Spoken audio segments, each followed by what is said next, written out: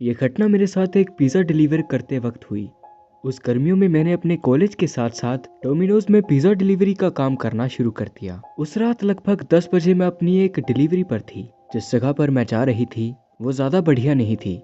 मुझे याद है मैंने अपनी गाड़ी को सड़क पर खड़ा किया और गाड़ी से पिज़्ज़ा निकाल कर देने के लिए जाने लगी। तभी मैंने वहाँ एक आदमी को देखा जो मेरे पास से होकर जा रहा था, लेकिन तभी उसने मुझे रोकते हुए कहा कि वो मुझसे एक सवाल पूछना चाहता है।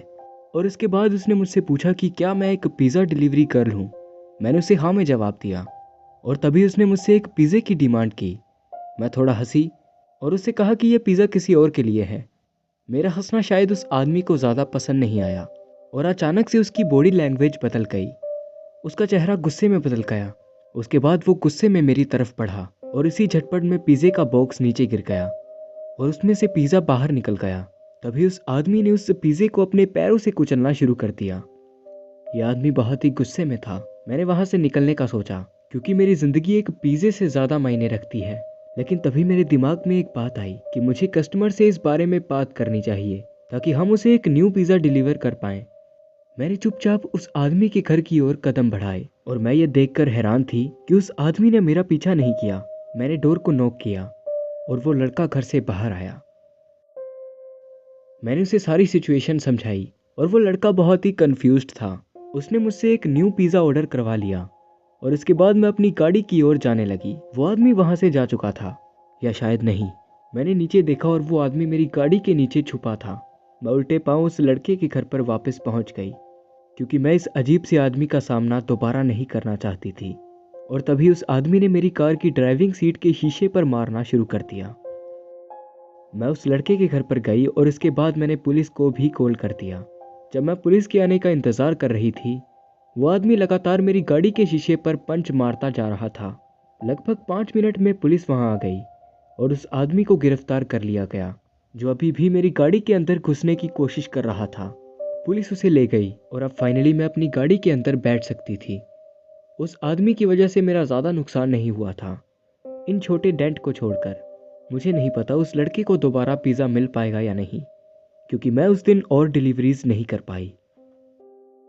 ये मेरे साथ कुछ महीने पहले हुआ। मैं अपने घर पर थी और मैंने एक पिज़्ज़ा ऑर्डर कर रखा था। थोड़ी और जानकारी के लिए, मैं एक 26 साल की लड़की हूँ और मैं एक 2 बेडरूम के घर पर अकेली रहती हूँ। मैंने लगभग 7 बजे पिज़्ज़ा ऑर्डर किया था। ये एक लोकल पिज़्ज़ा प्लेस थी और लगभग 15 मिनट बाद मेरे दरवाजे पर किसी ने नॉक किया। मैंने जाकर दरवाज़ा खोला और मेरे सामने पिज़्ज़ा डिलीवरी करने के लिए एक लड़का आया था। मैंने उसे पैसे दिए और वो मुझे पिज़्ज़ा देकर वहाँ से निकल गया। सब कुछ बहुत ही सामान्य था। मैं आराम से टीवी देखते हुए पिज़्ज़ा एंजॉय कर रही थी। अब कुछ घंटे बीत चुके थे। रात के 11 बजने वाले थे और मैं अपने बिस्तर पर जाने की तैयारी कर रही थी। और ठीक इसी समय दरवाजे पर किसी ने नॉक किया, जो कि बहुत ही अजीब बात थी। रात के इस वक्त कोई मेरे घर पर क्यों आएगा? मैंने दरवाज़ा खोलने से पहले एक बार खिड़की से बाहर चेक करने का सोचा और जब मैंने बाहर झांक कर देखा तो बाहर वो पिज़्ज़ा डिलीवरी गाय खड़ा था। लेकिन इस बार वो अपनी यूनिफॉर्म में नहीं था। वो दरवाजे के पास ही खड़ा था, ज़्यादा हरकतें ना करते हुए। मैं सोच ही रही थी कि आखिर ये आदमी दोबारा मेरे घर पर क्या कर रहा था, लेकिन तभी उसने मुझे उसे देखते हुए देख लिया। मैं एक झटके के साथ पीछे हट गई। मैं दरवाजे को नहीं खोलना चाहती थी क्योंकि मुझे अब इस आदमी से डर लगने लगा था। जब उसने मुझे देखा तो वो दरवाजे को और जोर से नॉक करने लगा। इस बार मैंने खिड़की को खोला और उस आदमी ने मुझे देखा। मैंने उससे पूछा कि वो दोबारा यहाँ पर क्या कर रहा है। उसने मेरी बात का कोई जवाब नहीं दिया और वो खिड़की की तरफ आने लगा।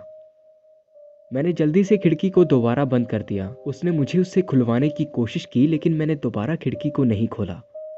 कुछ वक्त तक यहीं रुकने के बाद फाइनली वो पीछे मुड़ा और वहां से चला गया। इसके बाद मैं अपने बेडरूम में सोने के लिए चली गई। कुछ मिनट्स बाद मेरे मोबाइल पर किसी का कॉल आया। ये एक अननोन नंबर से था, इसलिए मैंने इसका जवाब नहीं दिया। इसके बाद उस नंबर से मुझे एक वॉइस मेल मिला। उस वॉइस मेल में उस आदमी ने कहा कि अगर मैंने दरवाज़ा नहीं खोला तो वो उसे तोड़कर अंदर आ जाएगा। बेशक ये वही आदमी था। मैंने उसे कॉल बैक करने का फैसला किया। उसने तुरंत मेरा कॉल उठा लिया। मैंने उससे पूछा कि आखिर उसे क्या चाहिए और उसने मुझसे कहा कि मैं उसे घर के अंदर आने दूं।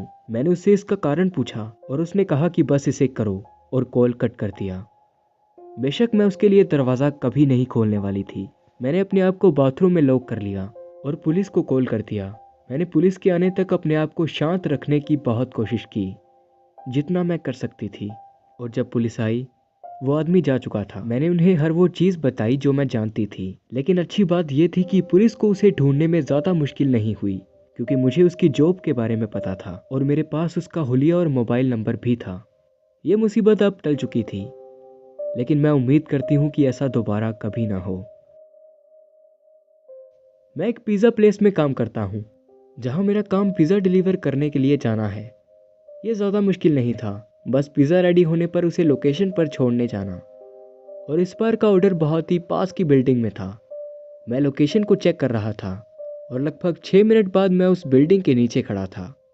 मैं जल्दी से उस अपार्टमेंट के बाहर पहुंच गया पिज़्ज़ा डिलीवर करने के लिए। मैंने उनके दरवाजे पर बेल बजाई, लेकिन तभी मैंने नोटिस किया मेरे पीछे कुछ लड़के मुझे घूर रहे थे। मैंने सोचा शायद उनकी नज़र उस पिज़्ज़े पर थी, इसलिए मैंने अपनी सेफ्टी के बारे में ज़्यादा नहीं सोचा। मैंने उस पिज़्ज़ा बॉक्स की फ़ोटो क्लिक की और कस्टमर को इन्फॉर्म करने के लिए कॉल भी लगाया। लेकिन तभी जब मैंने पीछे मुड़कर देखा, तो अब उन लड़कों के साथ एक पूरा ग्रुप था। पता नहीं क्यों, लेकिन मुझे अब बहुत ही अजीब लगने लगा और मैंने वहाँ से निकलने का फ़ैसला किया। मैं बस वहाँ से अपनी कार की तरफ जा ही रहा था, लेकिन तभी मैंने नोटिस किया कि मेरे पीछे वो लड़के भी आ रहे थे। मैंने अभी भी उन्हें एक टीनेजर समझा और बस उन्हें इग्नोर करते हुए अपनी कार की तरफ जा रहा था। और तभी मैंने एक पुकार सुनी, हे मिस्टर। मैंने उसे इग्नोर करने की कोशिश की। हे मिस्टर, ज़रा 1 मिनट रुको। इस बार मैंने वहाँ रुकने का फ़ैसला किया और पीछे घुमा उनकी बात सुनने के लिए। लेकिन जब मैं पीछे मुड़ा, मैं समझ गया कि उनकी इंटेंशन क्या थी। मैंने 3 आवाज़ें सुनी जो किसी छोटे पटाखों की तरह लग रही थी, और तभी मेरी नज़र उनमें से एक टीनेजर के हाथ पर गई। उसके हाथों में एक स्मॉल गन थी।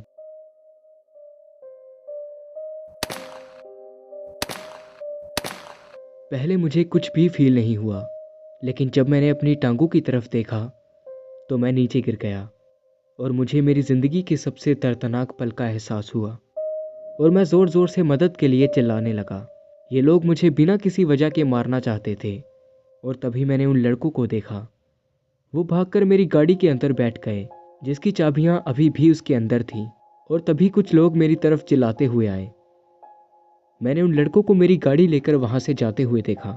मुझे मेरी कार कभी वापस नहीं मिली, लेकिन मुझे इस बात का ज़्यादा अफसोस नहीं है, क्योंकि मैं खुद को खुशकिस्मत मानता हूँ कि 3 गोलियां लगने के बाद भी मैं चल पा रहा हूँ।